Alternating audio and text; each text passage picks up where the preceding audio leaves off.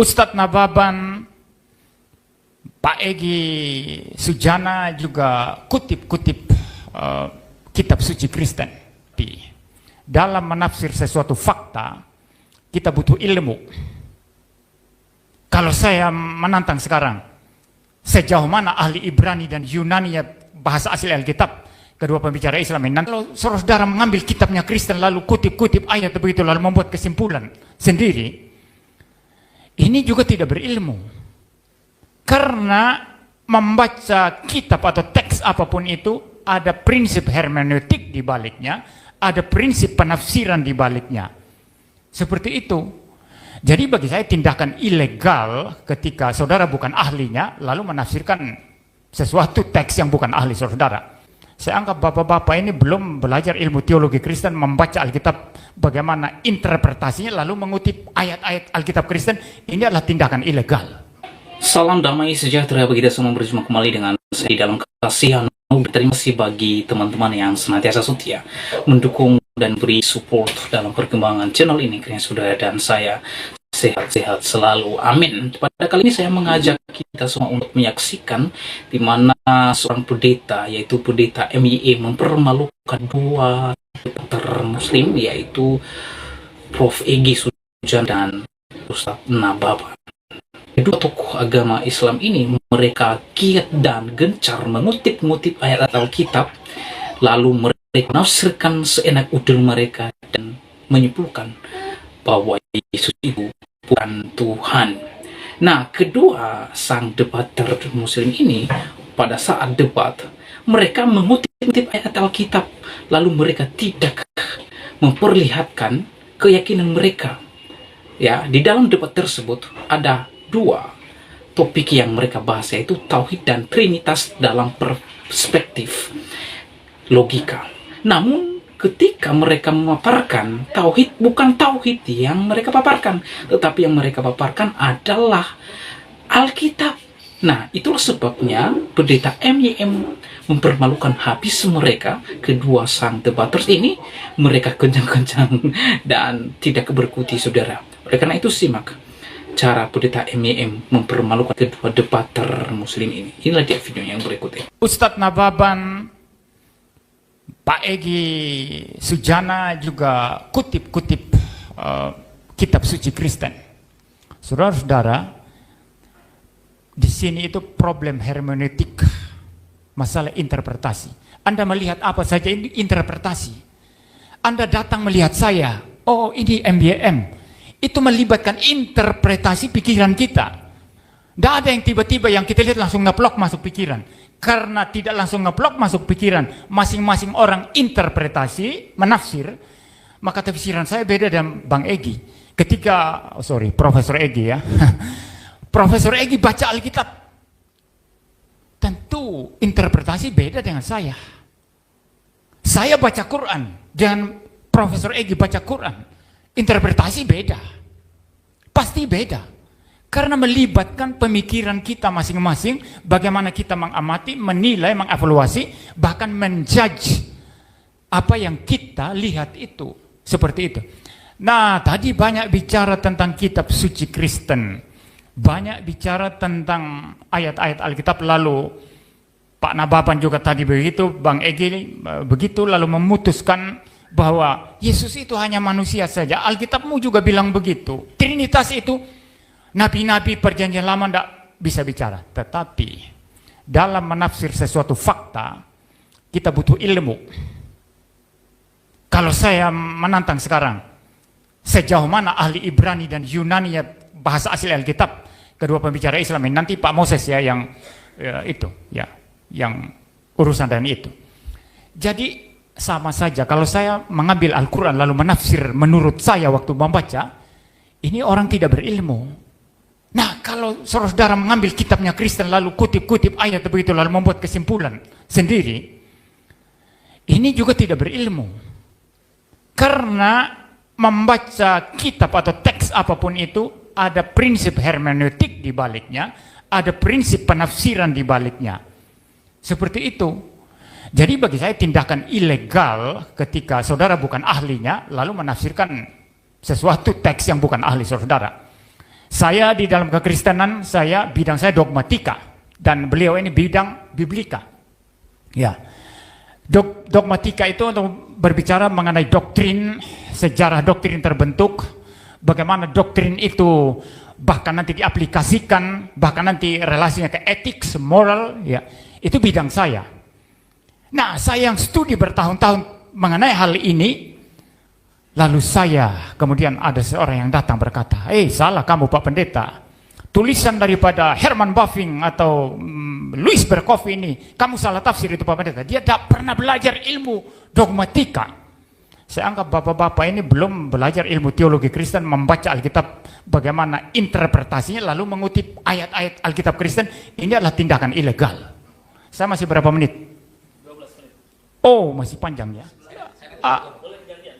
Oh ya, saya tambah sedikit lagi ya. Saya tambah sedikit. Ya, sedikit lagi. Jadi, ya, setuju. Jadi, itu tindakan ilegal. Ya, nanti kita uji. Pak Moses akan menguji nanti. Betul-betul bapak-bapak ini paham Alkitab apa enggak? Ya, saya pikir itu. Sekali lagi, saya mengucapkan banyak terima kasih kepada panitia penyelenggara. Saya juga mengucapkan banyak terima kasih kepada narasumber, Bapak Prof. Egi dan juga Ustadz Nababan, dan juga rekan saya Bapak Muri, dan juga terlebih moderator Bang Virus, gitu ya. Terima kasih banyak, dan juga peserta di tempat ini. Tentu dalam dialog kita ini memang mengangkat tema yang jelas, yaitu Tauhid dan Tritunggal.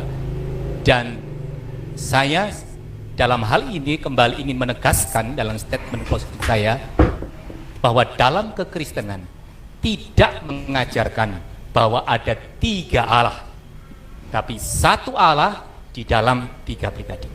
Mengapa hal ini diperlukan? Dalam konteks jelas dalam iman kami, dalam konteks bagaimana mengasihi dunia untuk menyelamatkan manusia yang berdosa. Dan oleh karena itulah mengapa hal ini menjadi penting di dalam iman kami, karena memang ini menjadi sebuah kebutuhan mutlak yang bisa tidak ditolak oleh dunia dan manusia yang telah jatuh ke dalam dosa. Oleh karena itu, dalam hal ini tentu di dalam kekristenan juga menerima berbagai macam masukan-masukan ataupun dalam berbagai macam dialog ini, hal-hal yang dapat membuat saya sendiri sebagai orang Kristen harus juga semakin memahami tentang bagaimana iman dari saudara saya yang lain, dan itulah wujud saya harus menghargai mereka. Dan silahkan, karena itu memang juga iman dari kita yang memang dalam posisi yang berbeda, itu hal yang biasa. Tetapi yang perlu saya tegaskan dalam bagian ini, maka kiranya kita percaya sampai mengapa harus ada Allah yang menjadi manusia. Karena sekali lagi, supaya keadilan Allah dan juga kasih Allah itu tergenapi. Dan oleh karena itu, karena manusia berdosa tidak mungkin menyelamatkan manusia yang berdosa, maka perlu ada manusia yang tidak berdosa. Maka mengapa Yesus Kristus harus hadir? Karena sekali lagi dalam rangka menyelamatkan manusia. Kalau kita buat perbandingan tadi, jikalau firman bisa menjadi tulisan, mengapa kita tidak membuka pikiran bahwa firman itu menjadi daging, menjadi manusia? Apakah ini tidak logis? Apakah ini tidak ada sumber yang menjadi pembanding? Tentu ini menjadi hal yang penting untuk kita perhatikan. Dan bagian terakhir saya dalam closing statement ini, saya ingin membacakan satu bagian yang memang disampaikan oleh Lukas sebagai penulis 2 kitab, yaitu Injil Lukas dan juga Kisah Para Rasul, bahwa ketika ia meneliti dengan sungguh-sungguh tentang siapakah Yesus dan bagaimana Allah menyelamatkan manusia, maka Lukas menuliskan satu bagian di dalam Kisah Para Rasul, yaitu pasal yang ke-4 ayat yang ke-12, yang mengatakan begini: tidak ada keselamatan di dalam siapapun juga selain di dalam Dia. Sebab di bawah kolong langit ini tidak ada nama lain yang diberikan kepada manusia yang olehnya kita dapat diselamatkan. Dan itu sekali lagi dalam konteks ini menunjuk kepada Yesus Kristus. Terima kasih. Ini keren, ini closing statement yang mantap. Ya, baik. Pertama-tama dalam closing statement ini, saya ingin sedikit menanggapi seluruh perdebatan ini. Saya melihat memang ada hal-hal yang bagi saya tidak akademik ya di dalam debat ini. Seperti istilah-istilah yang dipakai ya, menunjuk ke lawan debat dan mengatakan blow on atau bodoh. Bagi saya itu tidak ilmiah dan tidak akademik ya. Itu yang pertama. Lalu yang kedua, kalau saudara memperhatikan dengan jujur, tadi Profesor Egi mengatakan salah satunya itu jujur ya, adil, jujur begitu ya. Kalau mau jujur, ini topiknya tauhid dan Tritunggal. Yang paling banyak dibahas hanya Trinitas. Saya sebetulnya sangat mengharapkan pembicara-pembicara Muslim menghadirkan konsep konsep tauhid yang dihadirkan di sini, lalu mempertanyakan pertanyaan-pertanyaan sulit kepada kami untuk kami jawab. Tapi saya tidak menemukan. Sorry, dalam debat ini saya tidak menemukan itu. Lebih banyak bertanya tentang Yesus, tentang Trinitas, yang kami jawab ulang-ulang dengan cara yang sangat tuntas, dengan cara yang sangat intelligible, tapi tetap terus ditanyakan berulang-ulang seperti itu, pertanyaan basi. Ya, itu yang kedua kesan saya. Dan yang ketiga, sekali lagi sebagaimana rekan saya tadi Pak Moses mengatakan, kami tidak percaya tiga Allah, hanya satu Allah, yang di dalam diri satu Allah itu ada tiga pribadi yang berbeda, sehingga relasi dan kasih itu menjadi sesuatu yang eksis ya. Anda tidak bisa berbicara itu dalam konsep Allah pribadi mutlak, satu pribadi mutlak sebagaimana di dalam tauhid yang Anda percaya. Dan itu tadi yang kami tanyakan mengenai tauhid. Bagaimana kasih bisa ada di dalam kekekalan jika Allah hanya satu pribadi mutlak? Dan ini belum terjawab sampai debat ini selesai. Walaupun Profesor Egi tadi mengatakan saya jawab tuntas, tapi saya belum mendengar jawaban untuk itu. Terakhir, mengenai Kristus. Yesus Kristus dalam kealahannya adalah Allah sepenuhnya. Dia adalah firman Allah yang kekal. Dan Allah yang kekal, firman Allah yang kekal ini datang ke dalam dunia mengambil natur manusia. Saya harus tegaskan poin ini karena ada banyak salah kaprah yang mengatakan Allah berubah menjadi manusia. Allah tidak berubah menjadi manusia. Allah adalah Allah, manusia adalah manusia. Pencipta adalah ciptaan, ciptaan adalah ciptaan. Ini hukum logika. Nah, maka Allah itu pribadi kedua, Allah Tritunggal, tidak berubah menjadi manusia, tapi mengambil, mengadopsi natur manusia, menambahkan bagi dirinya natur manusia, sehingga mempunyai dua natur. Di dalam konteks ini, kemanusiaan Yesus makan, kemanusiaan Yesus lahir, natur manusia Yesus bisa mati dibunuh di atas kayu salib, tetapi kealahannya tidak bisa dibunuh mati di atas kayu salib. Kealahannya tidak terbatas, kealahannya maha tahu. Kealahannya adalah yang menciptakan alam semesta ini, karena Allah mencipta melalui Sang Firman. Itu sebabnya kami sangat yakin, sangat percaya apa yang dikatakan oleh Tuhan Yesus di dalam Yohanes 14 ayat 6 yang mengatakan, I am the way and the truth and the life. No one comes to the Father except through me. Tidak ada seorang pun datang kepada Bapa jika tidak melalui aku. Siapa jalan yang lurus? Yesus Kristus. Siapa jalan satu-satunya kepada Bapa di surga? Yesus Kristus. Barang siapa yang percaya kepada Yesus Kristus, dia tidak berada lagi di bawah hukuman, tapi dia akan mempunyai hidup yang kekal, hidup yang sejati, hidup yang berkelimpahan di dalam hubungan yang sifatnya personal dan pribadi terhadap atau di hadapan Allah itu sendiri. Maka sebagai seorang pendeta Kristen, saya mengklaim iman Kristen yang sangat penting ini.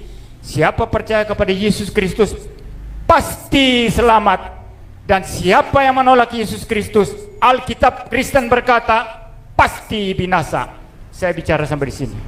Nah teman-teman, itulah dia pendeta MYM yang membungkam dan bermalukan habis, yaitu Prof. Egy Sujana dan Ustadz Nababan.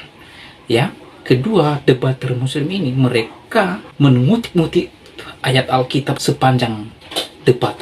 Namun mereka tidak pernah menjawab pertanyaan pendeta MYM dan Dr. Moses terkait dengan keyakinan mereka atau terkait dengan penjelasan tauhid itu seperti apa dan bagaimana cara memahaminya dan bagaimana kasih Allah di dalam Allah yang satu itu. Tetapi Prof. Egy Sujana dan Ustadz Nababan, mereka tidak bisa mampu menjelaskannya. Namun yang mereka mengalihkan argumen mereka terhadap Alkitab.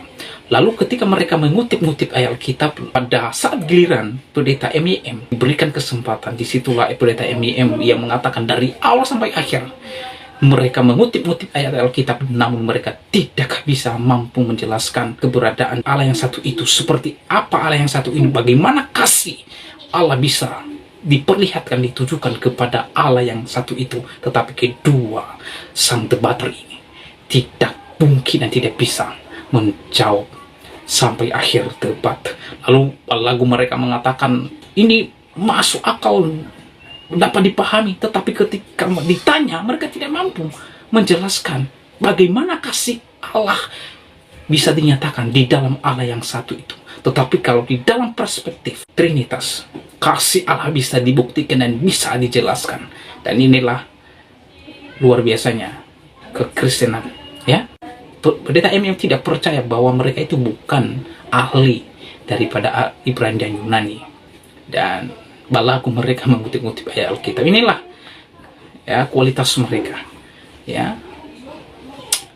Bahkan pendeta MYM ya menantang sejauh mana kedua narasumber dari agama Islam itu, yaitu Prof. Egy Sujana dan Ustadz Nababan itu mempelajari bahasa Yunani dan Ibrani. Dan Prof. Egy Sujana dan Ustadz Nababan itu ketar-ketir tidak berkutik, saudara. Ya, mereka itu tidak berkutik karena mereka tidak mampu memahami, tidak bisa memahami Alkitab secara benar. Yang mereka pahami itu mengutip-ngutip lalu tidak memperhatikan konteks dan kitab itu. Lalu balagu mereka muncul di publik, terlebih-lebih Egy Sujana itu. Oleh karena saudara, bagaimana tanggapan pendapat saudara selama menyaksikan videonya? Yuk berkomentar di kolom komentar. Karena komentar saudara, komentar yang membangun, komentar yang mengedukasi kita semua. Demikian video saya kali ini, sampai bertemu di video saya selanjutnya. Tuhan Yesus memberkati kita semua. Shalom.